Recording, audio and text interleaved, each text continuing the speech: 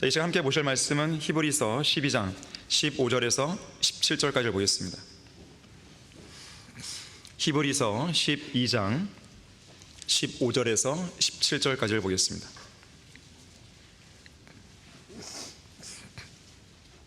자, 15절부터 보시면요, 열심히 돌아보아 하나님의 은혜에 미치지 못하는 자가 없도록 하고 또 쓴 뿌리가 나와서 너희를 괴롭게 하거나 혹 그것 때문에 많은 사람이 더럽혀지지 않도록 하며 음행하는 자나 한 그릇 음식을 위하여 장자권을 판 에서와 같이 속된 자가 없도록 하라.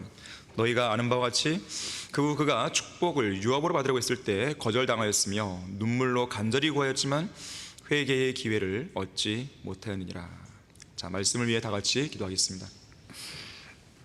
감사하신 아버지 하나님, 저희들이 과연 무엇이간데 이렇게 복된 장소로 저희들을 불러주셔서 말씀을 마음껏 먹고 또 성경에 기반한 이 귀한 찬양들을 주님께 마음껏 올려드리고 또 그 안에서 기뻐하고 즐거워할 수 있도록 이렇게 우리의 인생에 복을 주셨습니까?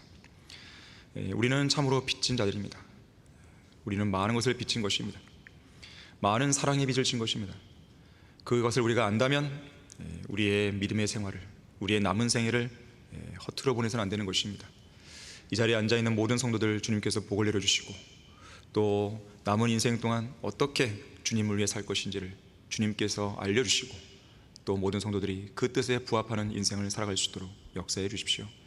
이 시간 다시 한번 우리는 겸허한 마음으로 주님의 말씀 앞에 앉아 있습니다. 저희들의 마음을 열어주시고 마음밭을 갈아주시고 하나님의 말씀의 씨앗이 떨어지기에 가장 적합한 그 상태로 만들어 주십시오. 성령으로 충만케 해주십시오. 무언가 하나도 깨닫고 성장할 수 있는 계기가 되게 해주십시오. 주 예수 그리스도 이름으로 기도했습니다. 아멘. 본문에 있는 것처럼 쓴뿌리, 쓴뿌리를 주의하라, 쓴뿌리를 주의하라는 제목으로 설교합니다. 지난 수요일날 잠깐 말씀드렸지만 성경에는 하나님께 죽기를 간구한 세 명의 선지자가 나와요. 바로 모세, 요나, 엘리야죠. 우선 요나를 보면요, 요나는 자기가 보기에 이스라엘 대적인 니느웨가 마땅히 멸망하길 바랬어요. 왜? 이스라엘 대적이니까. 그렇게 내버려 뒀어야 하는데 괜히 하나님께서 그들에게 멸망을 경고하게 하셔서 회개하게 하셨고 또 회개한 그들에게 자비를 베푸셔서 용서해 주신 것에 대해서 너무 화가 난 거예요. 그래서 주님께 죽기를 간구했죠. 가장 재미있는 흥미로운 선지자가 바로 요나입니다. 이렇게 기도했어요. 오 주여, 내가 죽게 간구하오니 내 생명을 내게서 취하소서. 사는 것보다 죽는 것이 내게 더 나음이니이다. 지옥 한번 갔다 왔잖아요. 참으로 아이러니한 부분이에요. 엘리야는 어떻습니까? 칼멜산에서 혈혈단신으로 바알 선지자 400명, 아세라 선지자 450명, 전체 850명과 싸워서 위대한 승리를 거뒀죠. 그런데 고작 이세벨이라고 하는 여자 한 사람, 그를 죽이겠다는 한 여인의 위협에 겁을 집어먹고 광야로 도망가죠. 그리고 하나님께 이렇게 기도합니다. 오 주여, 이제 내 생명을 취하소서. 마지막으로 모세는 광야에서 계속되는 백성들의 불평 때문에 너무 지쳤어요. 그리고 죽기를 간구했는데요. 자, 모세는 한번 찾아보겠습니다. 민수기 11장 11절에서 15절입니다. 민수기 11장 11절에서 15절까지를 보시면,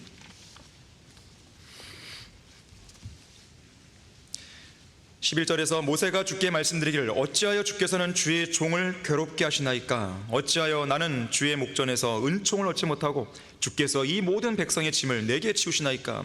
내가 이 모든 백성을 잉타했나이까? 내가 그들을 낳았기에 주께서 내게 말씀하시기를 양육하는 나비가 젖먹이를 품듯이 내 품에 그들을 안고 가라 하시며 주께서 그들의 조상들에게 맹세하신 그 땅으로 데리고 가게 하시나이까? 내가 이 모든 백성에게 줄 고기를 어디서 얻겠나이까? 이는 그들이 울며 내게 말하기를 우리에게 고기를 주어 먹게 하라 함이니이다.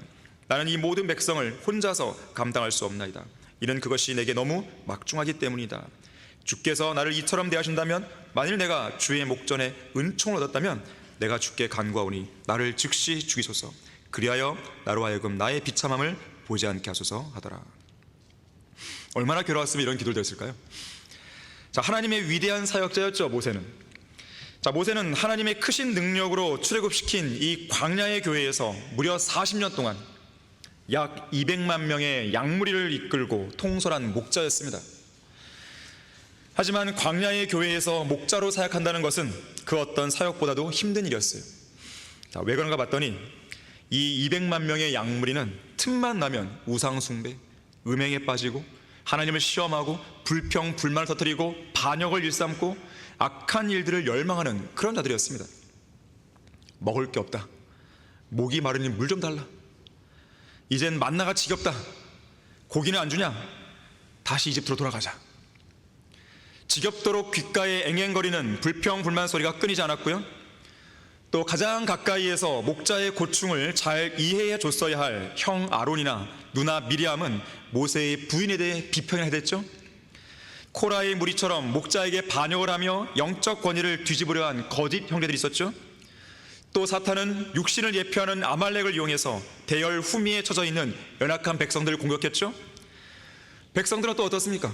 목자가 잠시 자리를 비운 사이 고세를 못 참고 금송아지 숭배했죠. 벌거벗은 채 춤이나 추는 육신적인 프로를 만들었죠. 이를 본 모세는 어땠습니까? 자기 성질에 못 이겨서 하나님께서 십계명을 기록해 주신 돌판을 내동댕이 쳤죠. 깨트려 버렸습니다. 민수기 12장 3절에 보면 모세를 이렇게 묘사해요. 지면 위에 모든 사람보다 더 온유하다. 그랬던 모세도 이런 백성들이 더 이상 감당이 안 된 거예요. 모세는 지쳤습니다. 죽을 때까지 눈이 흐리지 않고 기력도 쇠하지 않았다던 그 모세가 지친 거예요. 피로는 누적되었고 스트레스는 최고조에 달았고 사역에도 실증났습니다. 이제 모든 사역을 내놓고 싶어요. 그래서 하나님께 간구합니다. 15절에서 내가 주께 간구하오니 나를 즉시 죽이소서. 그리하여 나로 하여금 나의 비참함을 보지 않게 하소서. 저는 2007년 9월 3일에 킹제임스 성경신학교에서 처음 강의를 시작한 이래로 사역에 부분적으로 참여하기 시작했습니다. 그러면서 6년 6개월을 그렇게 했고요. 세상 직장을 그만두고 이성호 목사님 곁에서 온전히 동역했던 7년 11개월, 그리고 목사님의 뒤를 이어서 막중한 사역을 끌고 온 지난 1년 2개월, 전체 15년 7개월 동안 하나님의 사역을 수행해 오면서요, 별의별 사람과 별의별 일을 다 겪는 가운데 양무리를 이끈 목자로서의 사역이 세상에서 가장 힘들다는 것을 많이 느꼈습니다. 그런데 그런 힘든 현실을 더욱 어렵게 만드는 게 뭔지 아십니까? 정작 별의별 일을 양산해낸 그 당사자는 자신이 별의별 사람 중 하나라는 것을 전혀 모른다는 거예요. 자기 자신이 꽤 괜찮은 성도라고 여깁니다. 이 교회 안에는 자기만한 성도가 없다고 생각하는 거예요. 자, 그런 현실도 불구하고 저는 아직까지 그런 별의별 사람 때문에 하나님께 죽기를 간구한 적이 없다는 사실에 너무 감사하고 있습니다. 자, 그런데 중요한 게 있습니다. 이런 별의별 사람들 중에는요, 하나님을 대적하거나 주님께서 목사에게 부여하신 영적 권위에 반기를 든 사람들이 많았다는 거예요. 교회에 대해서, 담임 목사에 대해서, 옆에 있는 지체들에 대해서 불평, 불만을 품는다든지, 교회 안에서 수군거리고 분란을 일으킨다든지, 성도들 사이를 이간질한다든지 하면서 지역교회를 무너뜨리고 파괴했던 자들이 많았습니다. 다 그런 사람들이 교회를 떠났어요. 배교한 것이죠. 그리고 또 한 가지 알게 된 것은 뭐냐면, 그런 자들이 그렇게 비참한 배교자요 변절자로 전락할 수밖에 없었던 그 기저에는 항상 쓴뿌리가 있었다는 것이에요. 거기서 출발합니다. 오늘은 그 이야기를 좀 하려고 합니다. 여러분의 마음밭에는 쓴뿌리가 자라나고 있지 않습니까? 자, 첫 번째로 쓴뿌리는 마귀에게 틈을 줄 때 생겨나요. 성경에서 쓴뿌리 그러면 이런 겁니다. 자신에게 상처를 주고 기분 나쁘게 한 사람에 대해서 갖게 되는 어떤 분노예요. 어떤 좌절감이에요. 어떤 상실감, 어떤 괴로움, 불평, 염려, 또는 육신적인 삶이나 죄의 종로로 타는 그런 사람들을 다 쓴뿌리로 통칭합니다. 자, 이런 쓴뿌리를 마귀는 그 틈 사이로 심어놓는 거예요. 그리고 쓴뿌리는 자라고 자라서 그 좁은 틈을 비집고 나옵니다. 그리고 그 틈을 더 넓게 벌려요. 그리고 마귀가 들어올 수 있는 틈을 만들어주죠. 요한복음 13장에 보면 마귀가 유다 이스카리ot의 마음속에 예수님을 배반할 생각을 넣어주는 장면이 나옵니다. 넣어줬고 그 다음에는 사탄이 직접 유다 안으로 들어가요. 결국 유다는 예수님을 배반하죠. 그런데 이 문제의 발단은요, 어디에서부터 발견할 수 있냐면 우리 다 같이 요한복음 12장 5절로 한번 가보겠습니다. 자, 사탄이 예수님을 배반할 생각을 넣어주고 또 직접 들어가고 결국 배반하고 이런 엄청난 일의 그 첫 시작에는 바로 요한복음 12장 5절 말씀이 있었던 거예요. 바로 작은 틈이었던 것이죠. 지금 이 상황은 어떤 상황이냐면 유다 이스카리옷이 예수님을 배반할 생각을 갖기 6일 전의 상황이에요. 당시 마리아는 예수님의 장례날을 위해서 간직해둔 갓진 강송 향유를 가지고 오죠. 그리고 예수님의 발에 붓고 자기의 머리카락으로 발을 닦아냅니다. 그때 예수님을 향한 마리아의 진정한 헌신과 경배를 못마땅히 하던 유다가 지금 5절에서 불평하죠. 어찌하여 이 향유를 300데나리온에 팔아 가난한 사람들에게 주지 아니하느냐. 물론 유다의 진짜 관심사는 가난한 사람들이 아니죠. 돈이죠, 돈. 결국 돈을 향한 사랑 때문에 예수님을 팔아넘긴 것인데, 다시 말하자면 돈을 향한 사랑에서 싹튼 이 불평의 마음이 마귀에게 틈을 내어주는 빌미가 된 거예요. 결국 그 틈을 비집고 나온 쓴뿌리가 나왔고 마귀가 그 안으로 들어갈 수 있는 틈을 제공했고 종국에는 예수님을 배반하고 은 30개에 팔아넘기고 그리고 마귀짓을 한 다음 목매달고 자살했죠. 마귀는 성도가 틈을 보였을 때 결코 놓치지 않습니다. 마귀 앞에서는 한치의 빈틈도 여지를 주선 안 돼요. 들어갈 틈이 없나 하면서 눈에 불을 켜고 삼킬 틈을 찾아 두루 다니는 마귀는 우리 안에 틈을 발견하는 순간 회심의 미소를 짓습니다. 그리고 그 틈을 발판으로 쓴뿌리를 심기 시작하는 것이죠. 마귀는요, 뭐 커다란 틈을 원하는 게 아니에요. 가로 세로 약 1mm 이 정도의 틈도요 절대 놓치지 않습니다. 그리고 마치 1평방킬로미터의 영역을 제공받은 것처럼 그의 활동을 개시하는 거예요. 마귀에게 작은 항구를 허용하는 순간 얼마 안 가서 마귀는 그 항구를 발판으로 그 나라 전체를 통째로 집어삼킵니다. 마음밭 한쪽 구석에 쓴뿌리가 심기는 순간 마음밭 전체가 독볼이나 독초로 가득 차는 것은 시간 문제예요. 특히 마귀는 한 성도가 내어준 그 틈을 통해서 그 사람의 의지를 완전히 점유합니다. 여러분 결코 피동적인 사람이 되어서는 안 됩니다. 의지를 쓰셔야 돼요. 감정도로 사시면 안 됩니다. 의지를 쓰셔야 돼요. 이 의지는 하나님의 말씀을 믿음으로 붙드는 것과 연관되어 있는 겁니다. 의지는 잘못된 게 아닙니다.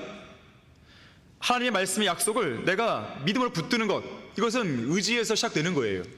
의지가 없으면 믿을 수가 없는 거죠. 내가 믿고자 하는 의지가 있어야 믿는 거 아니겠어요? 그냥 가만히 있으면 믿어집니까? 그것이 바로 칼빈주의예요. 그래서 이 나라 교계는 믿음을 쓸 줄을 모르는 거예요. 믿어지기를 계속 기다립니다. 구령도 안 나가요. 그래서 성경을 보세요. 여러분의 지체를 드리라 그러자. 드리라. 드려질 때까지 기다려라. 그러면 안 했어요. 드리려면 어떻게 해야 돼요? 내가 드려야죠. 그런 마음에 안 드는데요? 아니 그런 말씀이 없다니까 성경에는. 드려야 돼요. 오히려 드리면요 그때 마음이 생깁니다. 감정이 먼저가 아니고 믿음이 먼저예요. 믿음을 드리는 거죠. 의지에 따른 믿음을 드렸을 때 올바른 감정이 나오는 거예요. 그 순서가 바뀌면 안 됩니다. 자, 마귀는 그 의지를 점유하려고 하는 거예요. 그 틈을 비집고 들어와서 믿음을 쓰지 못하도록 아예 의지를 꽉 잡습니다. 그리고 자기의 종로를 하는 것이죠. 대표적인 경우가 그렇게 함으로써 죄를 짓게 만드는 거예요. 결국 그래서 에베소서 4장 27절에서 마귀에게 틈을 주지 말라. 에베소서에서만 나오는 명령입니다. 자백하지도 않고 온전히 버리지도 않는 죄들이나 반복적인 죄들을 통해서 마귀는 그 사람의 의지를 점유합니다.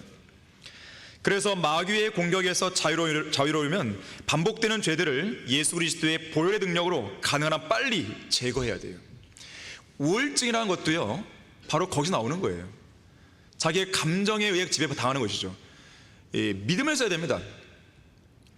마귀가 얼마나 간교한데요. 사람의 의지를 점유함으로써요 그 사람의 감정까지 통제해버립니다. 결국에는 그때마다 믿음을 쓸 수도 노력하셔야 돼요. 말씀을 붙드셔야 돼요. 말씀을 읽으시고 말씀의 약속을 붙드시고 계속 믿음을 쓰셔야 돼요. 그래야 그런 우울한 마음들도 이길 수 있는 거예요. 마귀의 공격도 이길 수 있는 것입니다. 마귀는 피하는 게 아니에요. 대적하는 거예요. 피하는 게 아니에요. 마귀는 피하면 피할수록 더 가까이 다가옵니다. 마귀는 대적해야 돼요. 대적할 수 있는 무기가 있잖아요. 말씀, 예수 그리스도의 이름, 예수 그리스도의 피. 그리스도인은 죄에 관한 한 어떤 여지나 틈을 내어주지 말고 단호한 자세를 취해야 됩니다. 하나님께서 더 이상 죄를 짓지 말라고 했다면 죄를 짓지 않도록 철저하게 하셔야 돼요. 육신적이고 세상적이며 죄를 짓는 삶이 지난날의 생활로 충분하다 그랬다면 그런 삶을 중단하셔야 돼요. 세상을 살아가지 말라, 그럼 살아가지 말으셔야 되죠. 어중간한 위치에 있으면 안 됩니다. 적당한 순종, 부분적인 순종, 마귀가 가장 좋아하는 사람이에요. 주님께서 어떤 육신적인 거라도 버리라고 했다면 철저히 버려야 돼요. 악은 어떤 형태이든지 피하라 그랬잖아요. 데살로니가전서 5장 22절이죠. 어떠한 죄의 쓴뿌리든지 초전에 완전하게 잘라버리지 못하면 그것은 평생토록 여러분을 괴롭히는 가시와 올무가 될 것입니다. 계속 찌르는 것이죠. 마귀는 우리의 약점을 노립니다. 우리가 방심하는 틈을 찾고 있으며 쉽게 무너뜨릴 수 있을 거라 예상되는 취약점들을 찾는 거예요. 그 취약점들을 발판으로 우리 안에 쓴뿌리를 심고 우리를 지배하기 위한 거점을 구축해 나가기 시작합니다. 거점이 구축되면 거점을 근거로 강력한 요새를 구축합니다. 그리고 우리의 마음과 온 의지와 감정을 다 통제해버리는 거예요. 그래서 요새가 구축될 때까지 기다리면 안 됩니다. 쓴뿌리가 조금이라도 보일 때 단호하게 잘라버려야 돼요.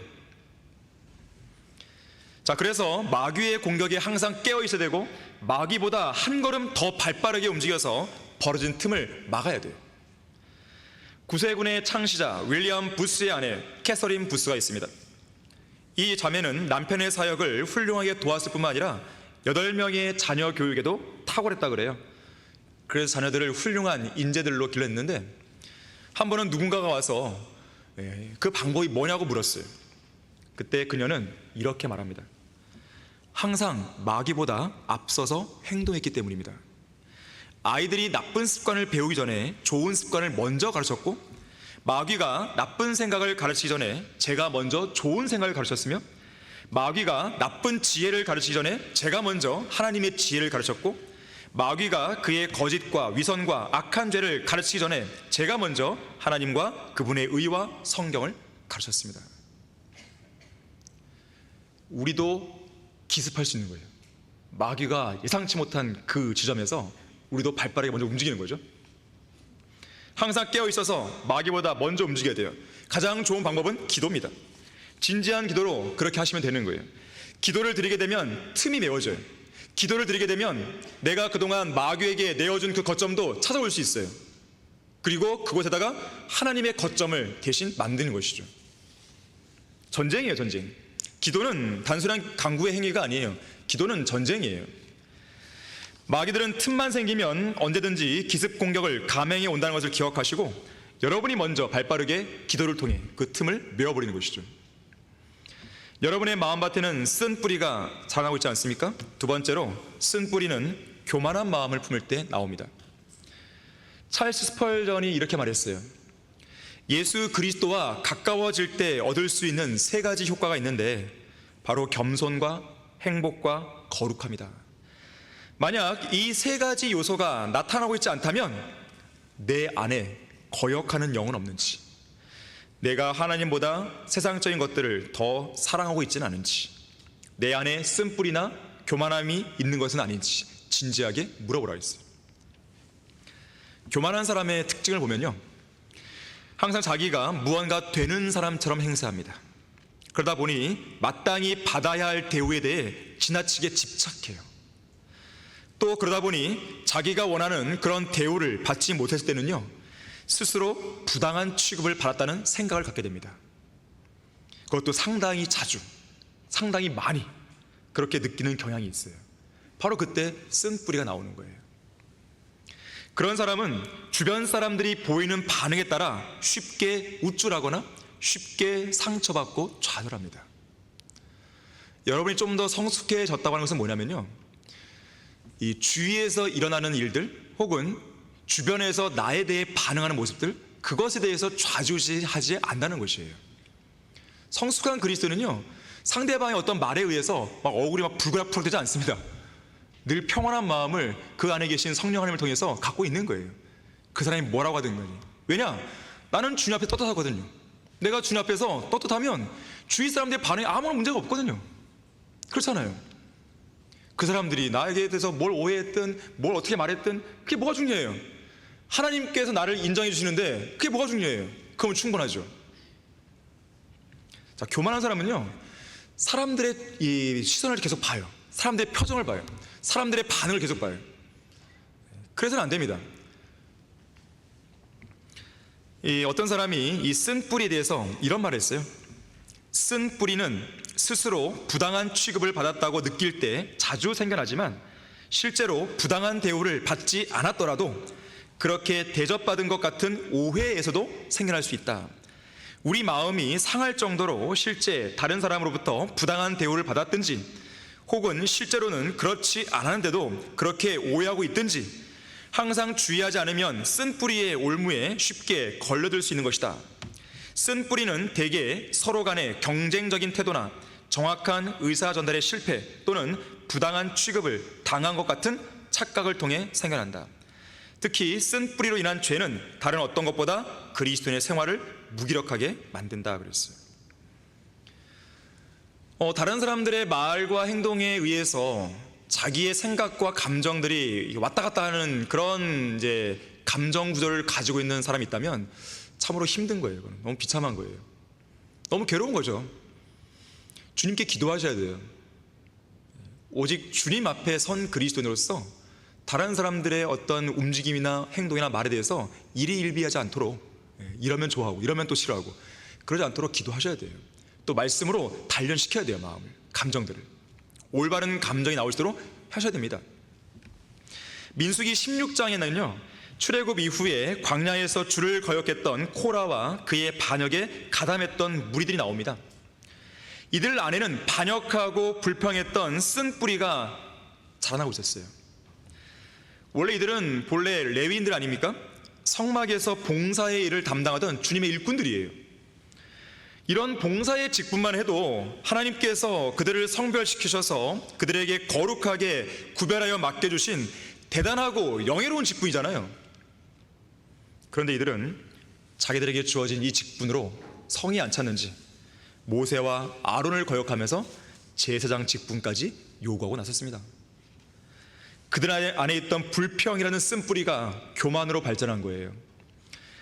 성경은 이런 자들을 가리켜서 주제넘게 행하는 자들이다, 분수에 지나친 자들이다, 이렇게 책망하세요. 우리 다 같이 민수기 16장 7절을 보겠습니다. 여기 실내가 좀 더운 것 같습니다. 민수기 16장 7절을 보시면요,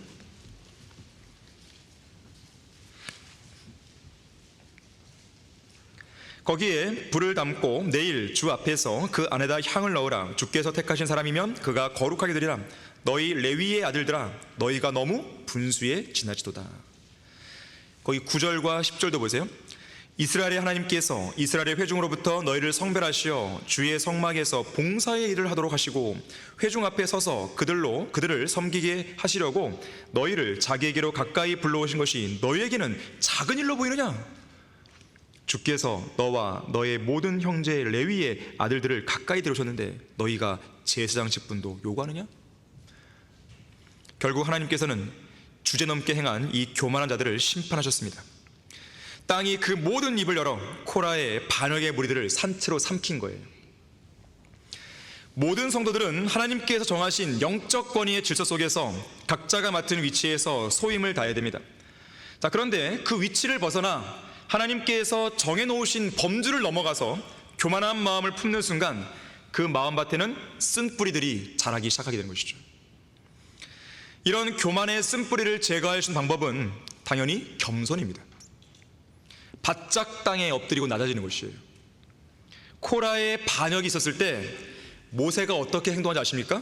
바짝 엎드렸어요. 여기 민수기 16장 4절에 나오죠. 모세가 그 말을 듣고 엎드렸다가, 기도한 것이겠죠. 하나님 앞에 간구한 것이겠죠.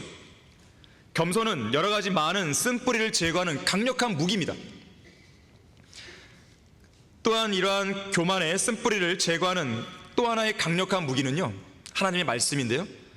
우리 다 같이 요한 3서 1장 9절 10절 보겠습니다.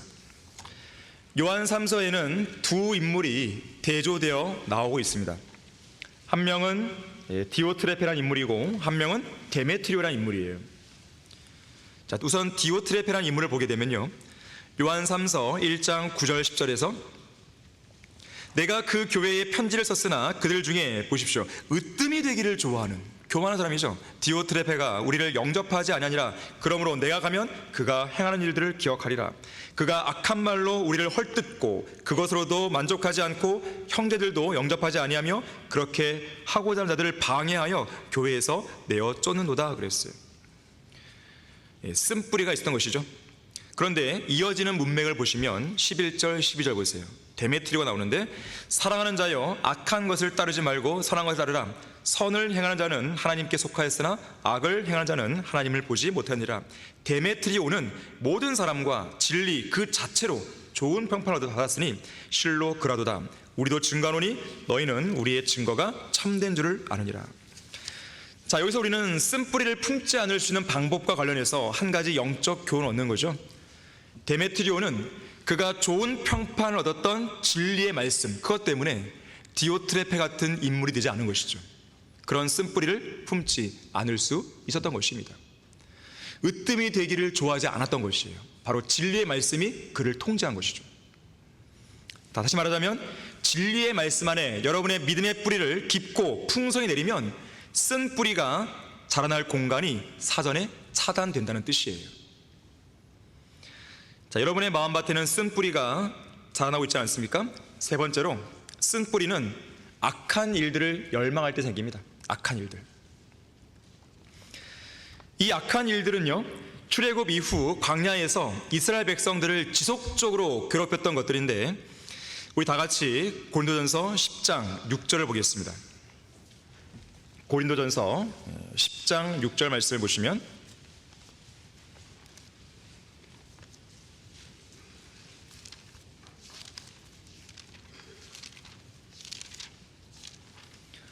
이제 이런 일들은 우리의 본보기가 되어 그들은 출애굽 당시에 광야에 있던 이스라엘 백성들입니다. 그들이 열망하였던 것 같이 우리도 악한 일들을 열망하는 자가 되지 않게 하렴이라 그랬어요. 거기 위에 5절을 보면요, 이스라엘 백성들은 악한 일들을 열망하다가 대부분이 광야에서 죽었다고 이야기하는 것이죠. 자, 이들이 악한 일들을 열망했을 때 생겨난 그 쓴뿌리를 통해서 결국 이들은 7절에 보니까 우상숭배를 행했고, 8절에 보니까 음행을 저질렀고, 9절에 보니까 주님을 시험했고, 10절에 보니까 틈만 나면 불평불만을 토로했죠.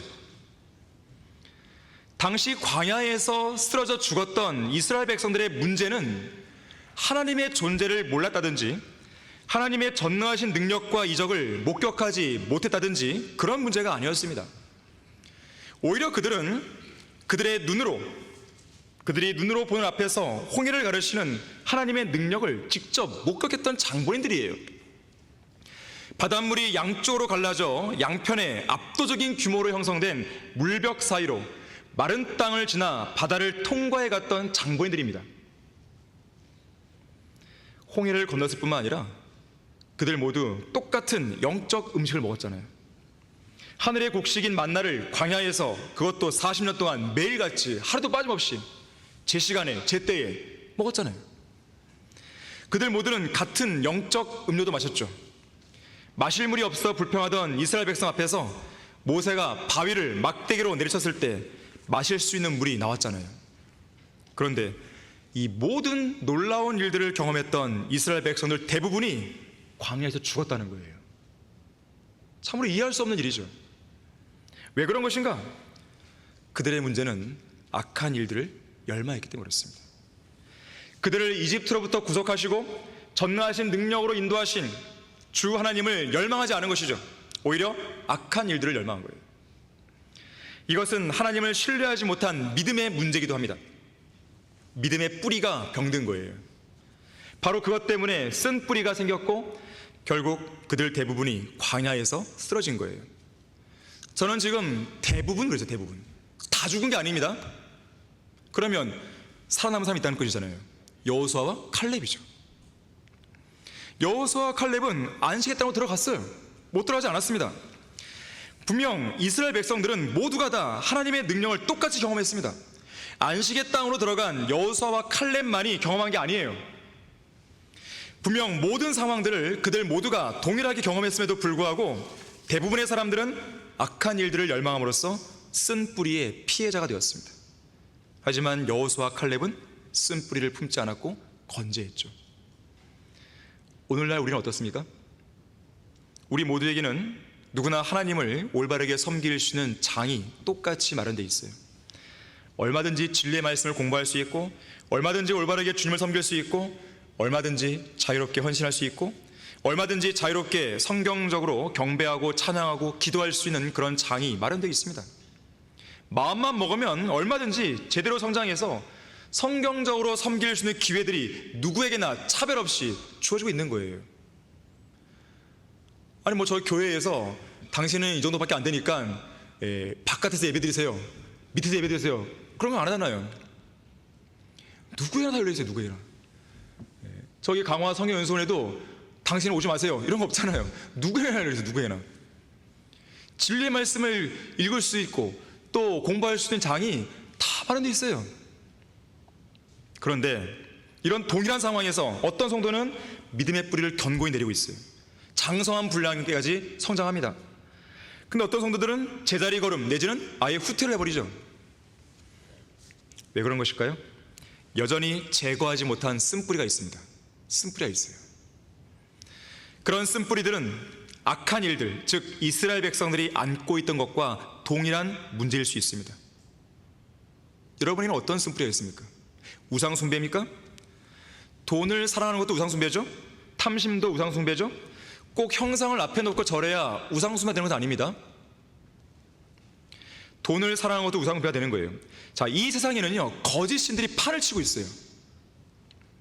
눈에 보이는 신들이 있는가 하면 눈에 보이지 않는 신들이 있죠. 유형의 신들이 있는가 하면 무형의 신들이 있죠. 말 못하는 우상에서부터 말도 할 줄 아는 아이돌들이 있죠. 이를테면 뭐가 있어요? 교황, 대통령, 정치가, 기업인, 과학자, 철학자, 종교 지도자, 스포츠 스타, 배우, 가수, 댄서 등에 이르기까지 도처에서 거짓 신들이 활개치고 있는 거예요. 이런 우상 숭배가 아니라면 음행의 문제입니까? 그것도 아니면 그리스도를 시험하고 있습니까? 그것도 아니면 불평이나 불만입니까? 과연 여러분 안에 제거되지 않은 쓴뿌리는 무엇입니까? 여러분의 성장을 가로막고 주저앉게 만드는 그 쓴뿌리가 무엇인지를 찾아야 돼요. 그리고 제거해야 됩니다.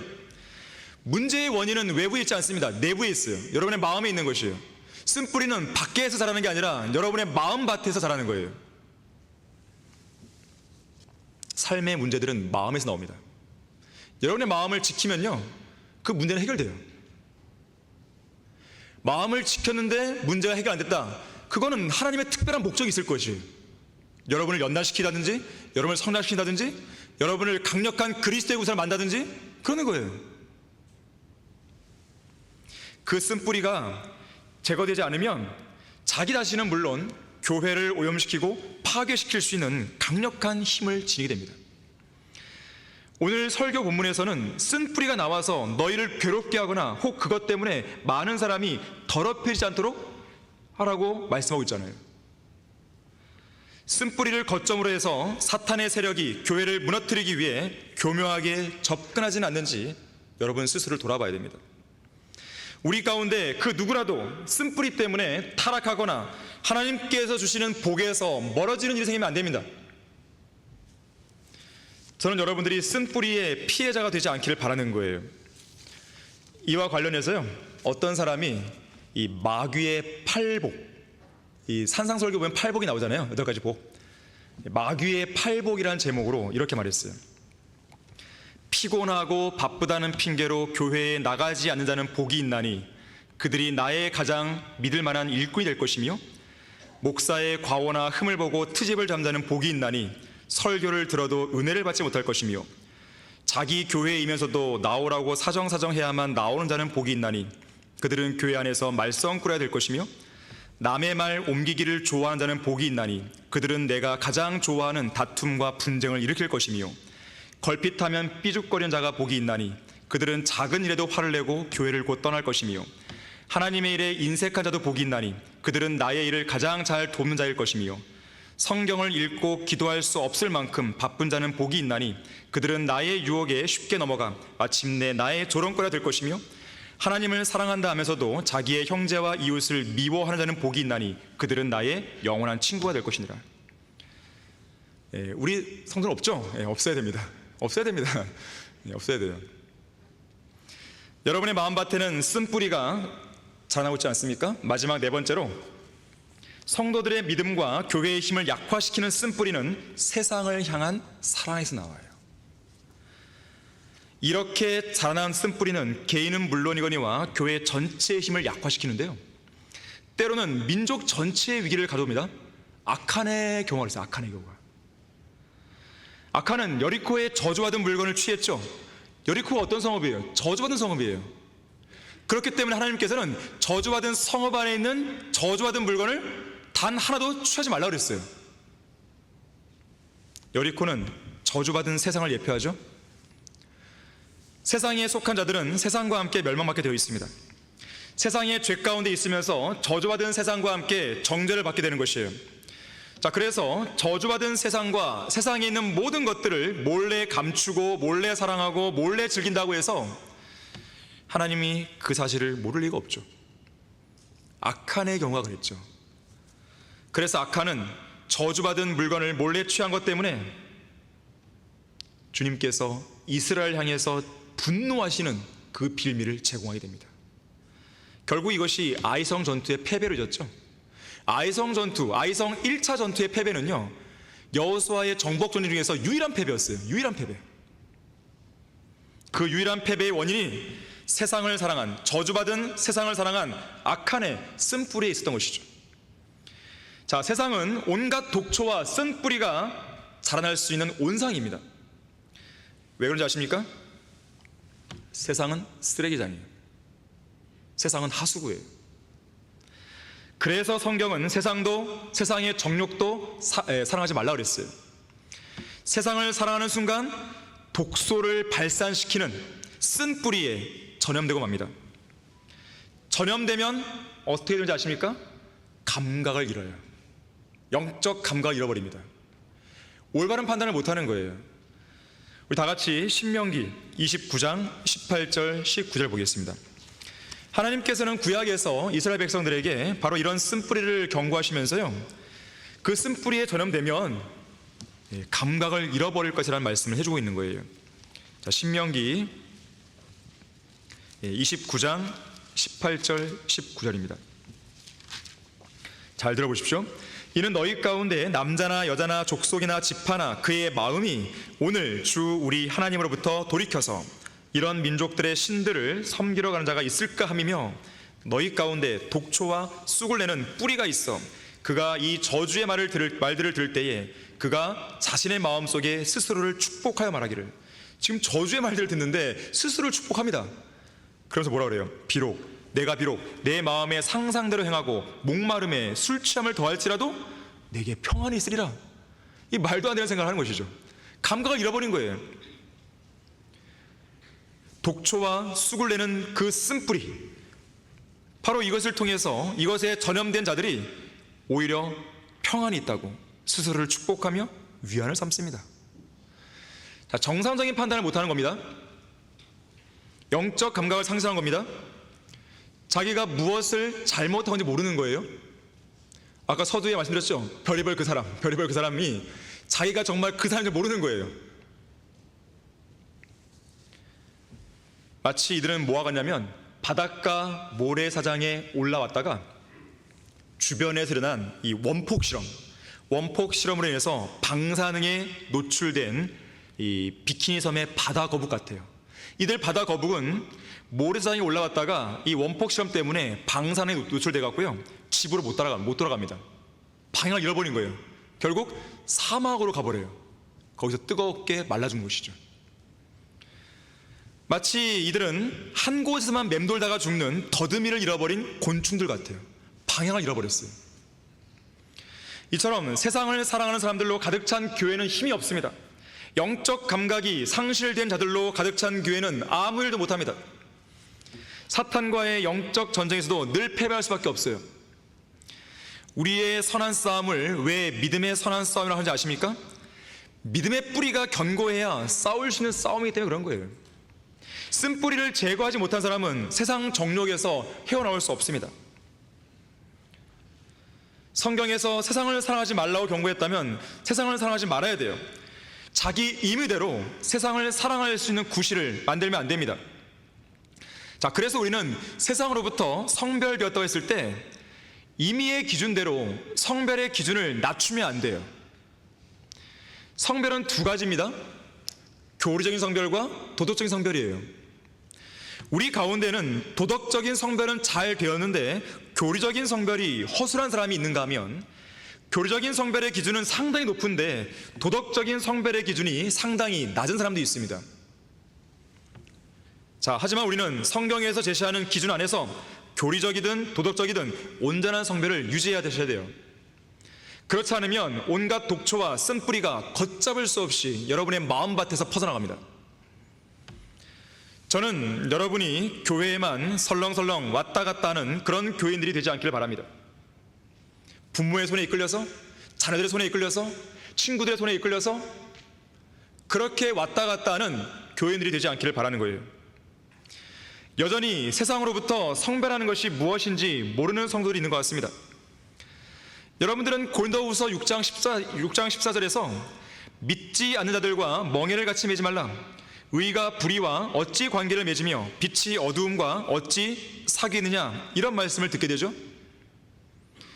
자, 믿지 않는 자들과 멍에를 같이 매지 말라는 거는요, 결혼할 배우자를 선정하는 것은 물론 대학교, 직장, 사업관계 등등의 모든 영역에서 문자 그대로 적용할 부분이에요. 그리스도인은 그리스도인과 결혼하는 게 원칙이에요. 아니, 배우자를 선정하는데 그리스도인이 아닌 사람과 결혼한다? 그 남은 인생을 어떻게 살려고 그래요? 감당 되겠어요? 감당 안 돼요. 두 사람이, 한 사람은 영원한 하늘로 가요, 한 사람은 영원한 지옥으로 가요. 어떻게 두 사람이 만나서 어떻게 감당해요 이걸요? 서로 다른 방향으로 가는데 결국 그 가정은요 얼마나 찢어집니다. 얼마나 찢어져요. 안 찢으려고 어떻게 해요? 자기가 믿음을 포기해버려요. 믿지 않는 사람이 돌아오는 건 거의 없어요. 그건 정말 천만 분의 1의 확률? 아니, 그 확률을 뚫고 결혼하겠다고요? 그건 말이 안 되는 거예요. 성경대로 하면 복을 받는 거예요. 성경대로 하세요. 자, 물론 성별이라고 해서요 세상의 죄인들과 전혀 함께하지 말라, 그건 아닙니다. 만약에 그렇게 하려면요 우리가 세상 밖으로 나가야 돼요. 그건 불가능한 일이죠. 자, 우리 고린도전서 5장 10절 보겠습니다. 고린도전서 5장 10절 보십시오.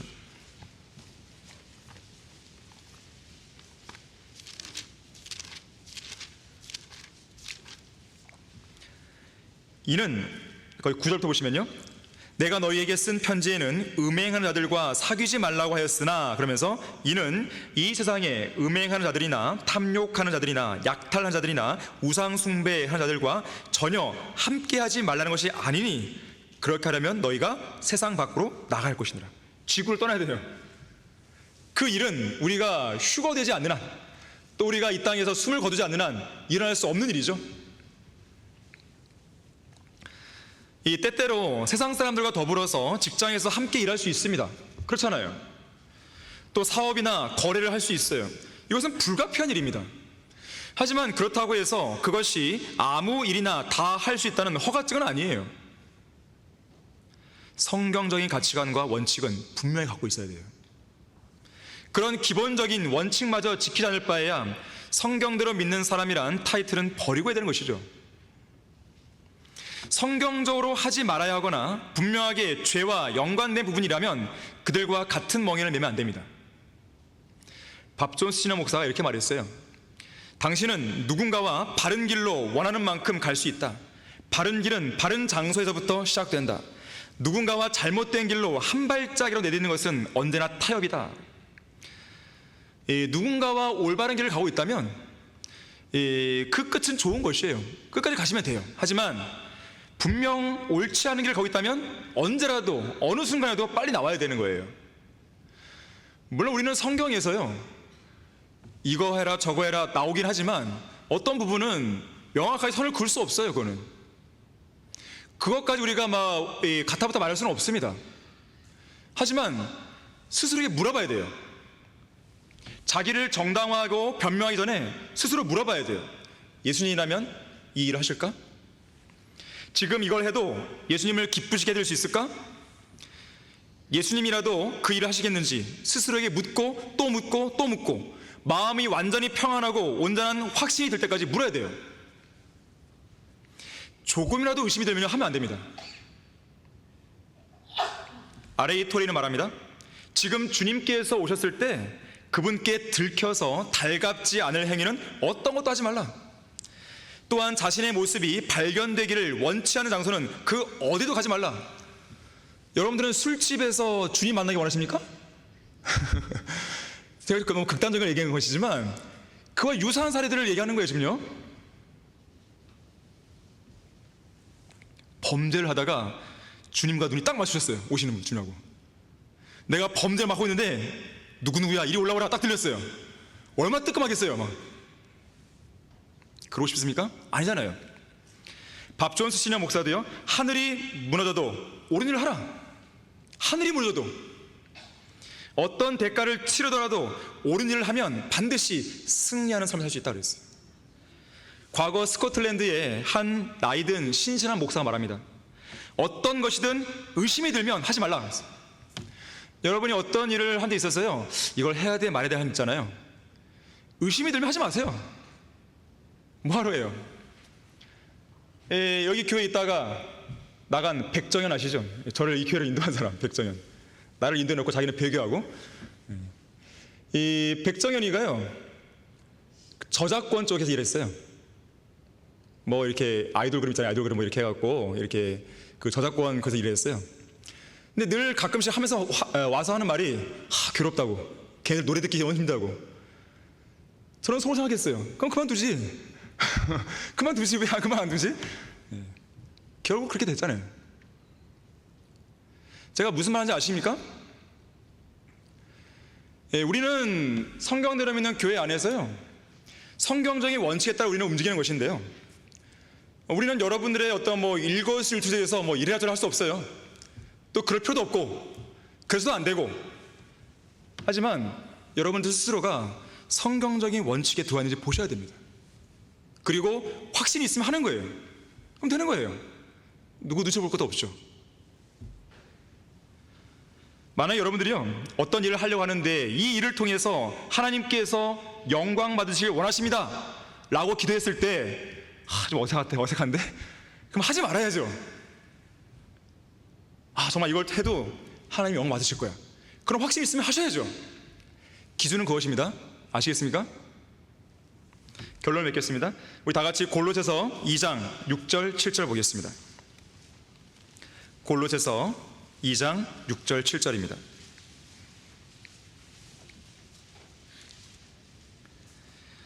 너희가 그리스도 예수를 주로 영접한 것 같이 그분 안에서 행하라. 그분 안에 뿌리를 내리고 세움을 받아 가르침을 받은 대로 믿음 안에서 확고히 되어 그 안에서 감사함을 넘치게 하라 그랬어요. 자, 쓴뿌리는 잘못된 토양에서 자라납니다. 질이 좋은 토양을 만들기 위해서 제대로 흙을 갈아엎지 않으면 안 되는 거예요.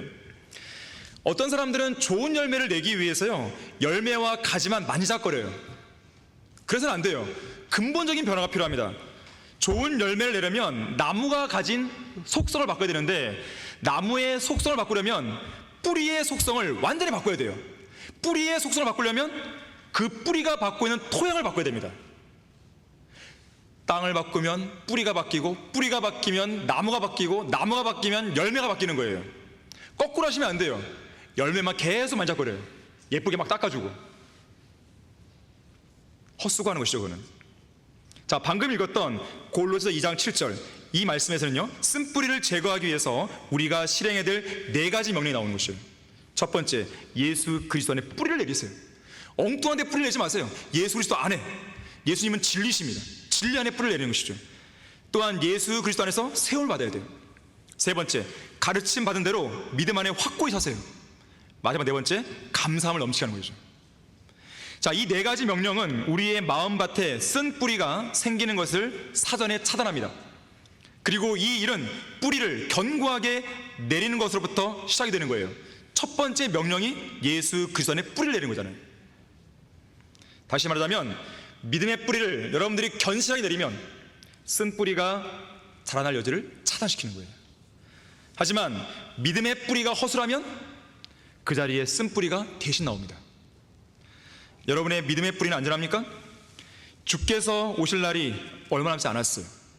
그날까지 자신을 열심히 돌아봐서 쓴 뿌리가 나오고 있지 않은지 주의하고, 또한 쓴 뿌리를 온전히 제거함으로써 흔들리지 않는 믿음의 뿌리를 견제하는 그런 모든 성도가 되기를 바라겠습니다. 자, 다 같이 기도하겠습니다. 감사하신 아버지 하나님, 저희들에게 오늘 주일, 좋은 주일을 허락해 주셨습니다. 또 좋은 말씀을 통해서 저희들에게 도전을 주셨습니다. 우리 안에 부족한 부분들이 있을 수 있습니다. 하지만 그것을 빨리 제거해야 됩니다. 주님께서 이런 말씀을 듣는 계기를 통해서 자기 안에 있는 그런 모든 쓴뿌리들을 예수 그리스도의 보혈과 말씀의 능력으로 제거하게 해주시고, 참신한 마음의 자세와 또 믿음의 뿌리를 견고하게 내림으로써 주님께 영광을 돌려드리는 그런 삶을 살 수 있도록 도와주십시오. 주 예수 그리스도 이름으로 기도했습니다. 아멘.